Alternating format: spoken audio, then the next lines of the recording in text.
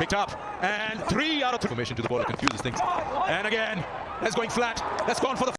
শেষ ওভারে যা ঘটলো তা বিশ্বাস করা খুবই কঠিন। মাত্র 10 বলে 31 রান, 4 বলে টানা 4টি বিশাল ছক্কা। মোহাম্মদ সাইফুদ্দিনের ব্যাটিং থেকে বেরিয়ে এলো এমন এক ঝড় যা মুহূর্তে ম্যাচের চেহারা বদলে দিল। বাংলাদেশের ইনিংসের শেষ মুহূর্ত, বড় সংগ্রহ করতে দরকার ছিল বিস্ফোরক ব্যাটিং। ঠিক তখনই ক্রিজে দাঁড়িয়ে নিজের আসল রূপ দেখালেন মোহাম্মদ সাইফুদ্দিন। মাত্র 4 বলে 24 রান। জিম্বাবুয়ের বোলাররা তখন সম্পূর্ণ দিশেহারা। স্টেডিয়াম জুড়ে শুধু একটাই ধ্বনি, সাইফুদ্দিন সাইফুদ্দিন। শেষ পর্যন্ত মাত্র 10 বলে অপরাজিত 31 রান করেন তিনি। তার ইনিংসে ছিল 4টি বিশাল ছক্কা, যা বাংলাদেশ ইনিংসের এনে দেয় অবিশ্বাস্য গতি এবং বড় সংগ্রহ।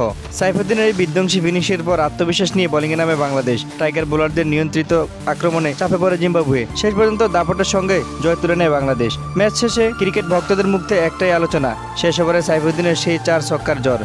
অনেকে বলছেন বাংলাদেশের টি-20 ক্রিকেট সম্প্রতি সময়ের অন্যতম সেরা কেমিও ইনিংস এটি। আপনাদের কি মনে হয় সাইফুদ্দিনের 10 বলে 31 রান কি ম্যাচের টার্নিং পয়েন্ট ছিল?